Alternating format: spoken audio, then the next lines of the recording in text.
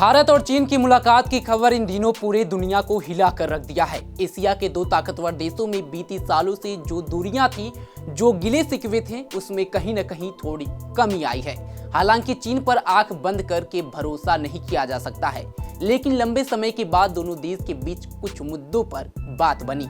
सूत्रों की माने तो इसके पीछे 3D फार्मूला है, जिसने दोनों देशों के राष्ट्राध्यक्षों को करीब लाने में मदद की। आखिर ये फार्मूला है क्या और इसका मतलब क्या है, आइए बारीकी से हम आपको एक एक करके समझाते हैं। नमस्कार, मैं हूं सतेंद्र शर्मा और आप देख रहे हैं punjabkesari.com।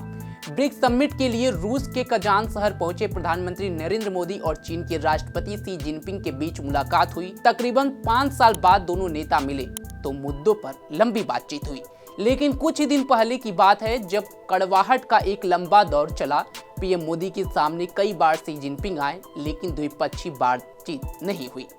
तो आखिर ऐसा क्या हुआ जिसने दोनों नेताओं के लिए मिलने की राह बना दी? दरअसल इसके पीछे उस 3D फार्मूले का कमाल है जो दोनों देशों ने मिलकर तैयार किया। जून 2020 में गलवान घाटी में जो कुछ हुआ उसने दोनों देशों के रिश्ते छिन्न भिन्न कर दिए। सेनाओं के बीच हिंसक झड़प से रिश्ते रसातल में पहुंच गए। बातचीत बंद हो गई। लेकिन 1 साल पहले जब चीन ने वास्तविक नियंत्रण रेखा यानी कि LAC से कदम कुछ पीछे खींचे और भारत से संपर्क किया तो एक बार फिर कूटनीतिक चैनल के जरिए बातचीत शुरू हुई और आखिरकार ब्रिक्स समिट से एन पहले चीन अपनी सेना को जून 2020 से पहले की स्थिति में ले गया।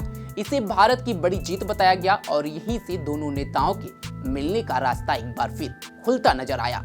3D फार्मूला मतलब डिसएंगेजमेंट, डी-एक्सेलेरेशन और डी-इंडक्शन। कार्नेगिंग इंडिया की रिपोर्ट के अनुसार यही वो 3 शब्द थे जो दोनों देशों को कड़वाहट खत्म करने पर मजबूर कर सकें। टकराव का रास्ता छोड़कर दोनों साथ आए। अब आपको बताते हैं कि 3D फार्मूला में इन तीनों का मतलब क्या है। 3D फार्मूले में पहले डी का मतलब डिसएंगेजमेंट। मनोहर पर्रिकर IDS की नई दिल्ली के रिसर्चर दीपक कुमार ने डिसएंगेजमेंट का मतलब समझाया है। उन्होंने कहा, जब हम एक आर्मी को पीछे हटाने के लिए घोषित सैन्य नीति बदलते हैं, लेकिन यह यूं ही नहीं हो जाता। यह तभी होता है जब दोनों पक्ष इस पर सहमत हों, यह भरोसा हो कि दुश्मन हम पर अटैक नहीं करेगा और तीसरा उसके इरादों को लेकर पुख्ता हो। महाशक्तियां इसी तरीके से कठिन फैसले लेती हैं और बड़ा टकराव टाल देती हैं। अब बात करते हैं दूसरे डी का। इसका मतलब है डी-एक्सेलेरेशन। कार्नेगिंग के अनुसार डी-एक्सेलेरेशन का मतलब है कि दोनों देशों की सेनाएं उस जगह से कुछ दूर अपने क्षेत्रों में लौट जाती हैं जिसे लेकर विवाद होता है। टकराव से बचने के लिए यह सबसे शानदार उपाय होता है। आर्मी में इस शब्द के बड़े मायने होते हैं। यह बॉर्डर पर जंग से लेकर परमाणु युद्ध तक में काफी कारगर होता है। इसका मतलब है कि तनाव को काफी कम कर देना। वहीं इस फार्मूले के तीसरे डी का मतलब है डी-इंडक्शन। कार्नेगिंग इंडिया के अनुसार डी-इंडक्शन का मतलब है कि जब दोनों देश सहमति से तय करते हैं कि वे किन इलाकों में कितनी संख्या में सेना और तोप टैंक रख सकते हैं, किन उपकरणों और कितनी सेना का विवादित इलाकों से हटा सकते हैं। इन शब्दों को भारत और चीन के मामले में समझे तो दोनों ने डिसएंगेजमेंट किया है, यानी दोनों अपनी पूरी सेना और हथियार लेकर पिछली स्थितियों में लौट गए हैं।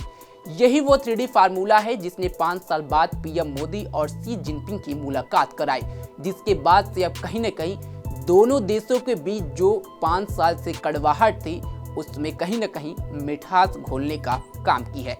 अब देखना होगा कि जब रिश्ते थोड़े बहुत सुधर गए हैं तो क्या भारत और चीन एक बार फिर साथ आएगा। अगर ऐसा होता है तो एशिया में ये बहुत बड़ा बदलाव आएगा, जिससे पश्चिमी देशों की नींद भी उड़ सकती है।